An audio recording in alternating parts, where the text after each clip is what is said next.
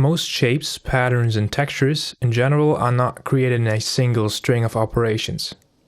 Usually, you have to combine separate segments, and there are multiple different ways to do so.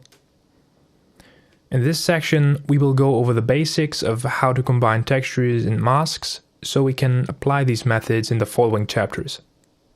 This part is highly linked to the earlier section about general value control. The main difference is that there we were mostly working with constant values to add or multiply, while now I want to focus on the combination of maps that are not constant over the surface. As a simple example, I'm just going to create two circular gradients that are overlapping. I create these simply by shifting the coordinates with a subtract node and then using a length node to get a map of the radius. Let's invert the map by subtracting it from 1, so we get a circle with a radius of 1 that has a value of 0 on the edge and 1 in the center. For now, I will just convert these circles into masks with a hard edge by using a math node set to greater than 0. These masks now contain no other values than 0 and 1. No hidden negative values and no values in between, as you can see in the graph view. Combining these masks is now comparable to simple Boolean operations. The simplest way of getting the union of both shapes is using a math node set to maximum, and for the intersection, using it set to minimum. If you want to get a mask of where they are equal or different, you can set it to compare. Now let's delete the greater than nodes and go back to the gradient information. You can see how where the two textures have the same value, it creates an edge, because we are still combining it with the minimum operation. That edge can be easily smoothed out by just using the smooth minimum or maximum instead. What is unique about the maximum and minimum operations is that the textures don't affect or overlay each other. They are simply masked out by which one is greater or lesser. But if you do want to have the textures affect each other, you can simply use other operations. To show this part, let me quickly add in a noise texture as well. When I now add the noise on top, you can see that it is applied over the whole circle. There is just one issue, that the average of these values is shifted as well, increasing the size of the circle. The reason for that is that the noise is centered around 0.5, as we have seen before. To counter that, we can simply subtract 0.5. And now that the values are centered around 0, we can also scale the effect of the noise by adding a multiplication with a factor. Here you can also see the immense benefit of having the additional gradient information in the negative values. If we had clamped the circle textures back here to arrange between 0 and 1, the noise would just as well have affected the black areas. And of course, after centering its values around 0, clamping the noise texture makes a huge difference as well.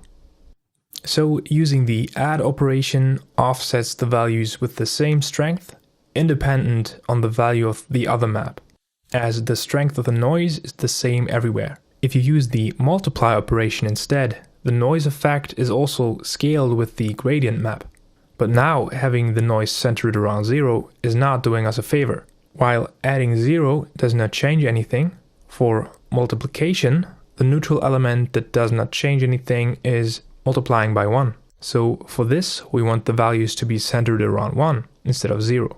I will, however, still keep this setup subtracting 0.5 first and then multiplying by a factor to adjust the strength. And then I just add 1 afterwards. Otherwise, the values just fly away. Keeping a sense of the order here is important. You can always just go through this setup step by step and look at the value graph if you are not sure why something does not work as you expected.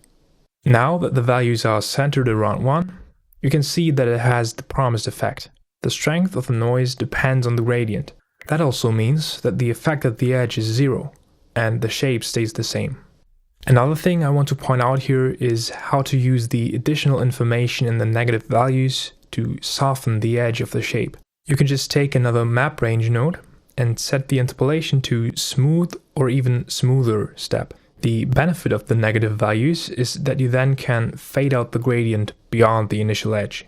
So usually try to keep as much information in the texture as long as possible without doing unnecessary clamping of the values. Up to this point, we have only talked about value maps. Transitioning to color maps, most of the concepts are the same. Just instead of a single channel, you have to deal with 3 channels at the same time. The simplest way to apply color to a value map is using the color ramp node. You can use it to define a color gradient that is mapped onto the input values in the range from 0 to 1.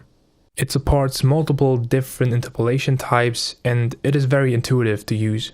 To combine multiple color maps, you can technically use the vector math node, as the RGB channels are treated the same way as the XYZ channels. But more convenient to use and specialized for blending colors is the mix RGB node.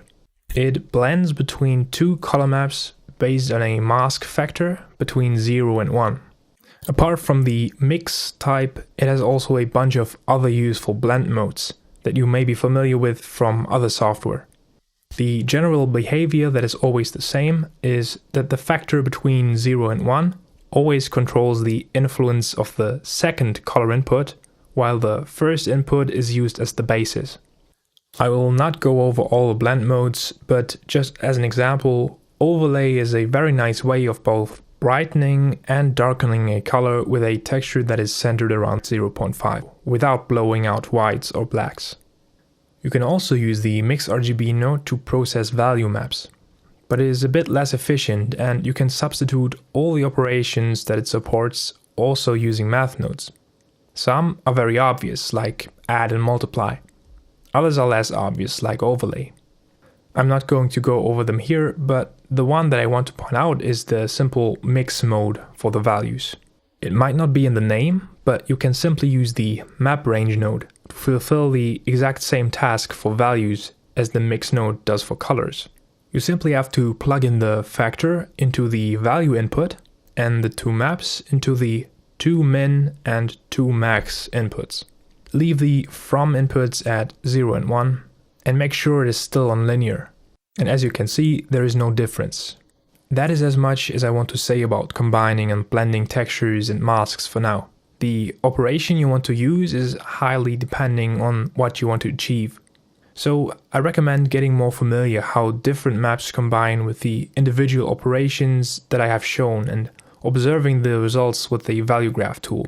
To see more easily what to expect, it is generally a good tip to try and stay aware of where the map is 0 and where it is 1, as those 2 are the important levels for multiplication, addition and some other operations, and they are usually easy to recognize. I will talk about how to use these methods for masking and blending together multiple different shaders in a later chapter. I will also be using them a lot in the examples.